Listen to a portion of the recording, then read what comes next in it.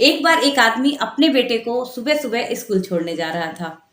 अब बेटे की चूँकि माँ नहीं थी, तो टिफ़िन वग़ैरह भी उसके पिता ही बनाया करते थे, तो उन्होंने टिफ़िन बनाई अपने बेटे की, लेकिन थोड़ा-सा लेट हो रहा था, तो उसने अपनी टिफ़िन नहीं बनाई ऑफ़िस जाने के लिए। उसने सोचा कि मैं बेटे को छोड़ के आ जाऊँगा, फिर अपनी ऑफ़िस की टिफ़िन बनाऊँगा, फिर ऑफ़िस के लिए निकल जाऊँगा। जब बेटे को वो स्कूल छोड़ने गए, तो बेटे को छोड़ते हुए बोले कि, "चलो अच्छे से पढ़ाई करना, अब मैं निकलता हूँ।" वहाँ से जैसे ही वापस आने लगे, थोड़ी ही दूर पे देखा कि यार टायर जो है पंचर हो गया है गाड़ी का।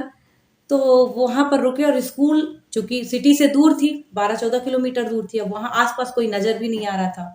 तो उन्होंने एजेंसी वाले को फ़ोन लगाया कि देखो मेरी यहाँ गाड़ी खड़ी है और इसको सुधरवाना है, तो तुम यहाँ से पिक कर लेना।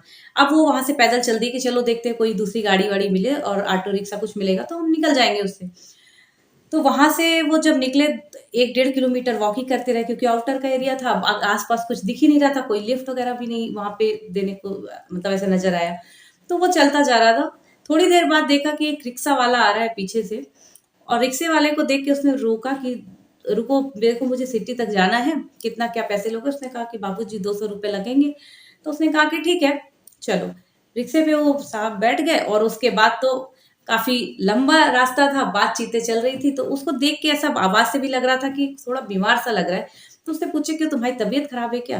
तो कहता है, "हाँ बाबूजी 3-4 दिन से मेरी बहुत ज़्यादा तबीयत ख़राब है, अब ज़्यादा सवारी-ववारी भी नहीं मिली, इतने पैसे नहीं हैं, घर फैमिली भी है, तो मैंने अपनी दवाई नहीं करवाई और दवाई वगैरह भी नहीं खाया। अब सोचता हूँ 3-4 दिन और बीत जाए, शायद अपने से ही ठीक हो जाऊँ, पर हाँ, थोड़ी कमज़ोरी तो लग ही रही है।" ऐसी बात करते-करते सिटी तक वो पहुँच गए और जब सिटी तक पहुँचे तो वो जो व्यक्ति था उसको थोड़ी-सी ना एक थोड़ा दयालु टाइप का था, तो उसको थोड़ी दया आई कि यार रिक्शे वाले अब बीमार है, चलो इसके लिए थोड़ी-सी दवाई खरीद लेता हूँ। तो बोलता है मेडिकल स्टोर पर तुम गाड़ी अपना रिक्शा जो है वो रोकना। तो कहता है ठीक है, रिक्शा जब रोका तो उसको थोड़ी-सी दवाई वगैरह खरीदी जो भी उसका फ़ीवर, हरारत थी उसके लिए और उसने कहा कि देखो ये दवाइयाँ हैं, इसको सुबह-शाम तुम ले लेना, 2-3 दिन लोगे ठीक हो जाएगी, सारा कोर्स उसको समझा दिया।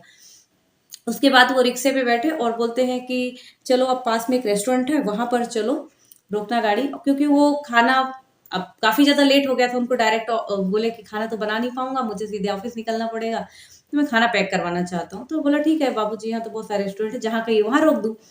तो वो एक रेस्टोरेंट में रोकता है, वहाँ पे सब्ज़ी-पूड़ी अपने लिए पैक करवाता है, फिर उसे ख़्याल आता है रिक्शा वाला लगता है बहुत दिन से अच्छे से खाना भी नहीं खाया है, तो 1 पैकेट और पैक करवा लेता है। उस रिक्शे वाले को दे देता है कि देखो, जब तुम दवाई लोगे ना उसके पहले ये खाना खा लेना। और उसके बाद दवाई खाना तो अच्छे से असर करेगी दवाई और तुम ठीक हो जाओगे। फिर उसके बाद जब उसको पुड़िया वगैरह दिया, अब बोलता है चलो मेरे घर छोड़ दो। जब वो घर जाने लगे और उसको पैसे देने लगे ₹200 तो कहता है अ, बस बाबूजी बहुत सारा तो आपने दवाई वगैरह भी मेरी खरीद दी और खाना भी खरीद दिया, बस जो बचा वो दे दीजिए आप, मैं एक्स्ट्रा पैसे नहीं लूँगा आपसे। और उसके आँखों में एकदम से आँसू आ गए ये बोलते हुए। तो फिर उसने उस व्यक्ति ने पूछा कि तुम रो क्यों रहे हो? रोते-रोते रिक्शा वाले ने कहा कि बहुत दिन से मैं सोच रहा था कोई अच्छी सवारी भगवान भेज दो, जो अच्छे पैसे दे जाए मुझे। और बहुत दिन से ना मेरी कुछ अच्छा खाने की इच्छा हो रही थी, लेकिन मेरे पास पैसे ही नहीं थे, तो मैं कुछ खा भी नहीं पा रहा था ठीक से। लेकिन देखो आज आप आए, तो मुझे ऐसा लग रहा है भगवान ने ना आपको भेज दिया है मेरे लिए और आप में मुझे भगवान का ही रूप नज़र आ रहा है। तो उस आदमी ने बोला कि देखो भगवान ने हो सकता है कि मुझे भेजा हो और मुझे ये काम करने का मौका मिला अगर भगवान की तरफ से तो बहुत अच्छी बात है। तो आप ये पैसे वग़ैरह रखो और खाना खा के दवाई खा लेना। दोस्तों ये छोटी-सी स्टोरी हमें ये सिखाती है कि जब भी हम दिल से भगवान को याद करते हैं ना, तो कभी भी हमें मुसीबत में घबराना नहीं चाहिए, फिर भगवान पे भरोसा करना चाहिए। ताकि जो भगवान जो हमारे लिए जो रास्ता खोल रहा है, जो भगवान कई बार होता है हमारी हेल्प के लिए बहुत सारे लोगों को भेजता है। तो हमें घबराना नहीं है अपनी मुसीबतों में, भगवान पर भरोसा रखना है। कोई ना कोई ऐसी एक डोर आपकी मदद के लिए ज़रूर आएगी, जो आपको काफ़ी हेल्प करेगी। इसलिए भगवान पे हमेशा भरोसा रखें क्योंकि वो आपकी सुन रहा है। सो दोस्तों एक बार फिर कहेंगे ज़िंदगी सिखाती बहुत है, सीखते जाएँगे। मुश्किलों का क्या है, रास्तों का क्या है। मेरे दोस्त एक बार आप अपनी मंज़िल को ठान लें, बस मेहनत करते जाएँ, आप अपनी मंज़िल तक ज़रूर पहुँच जाएँगे।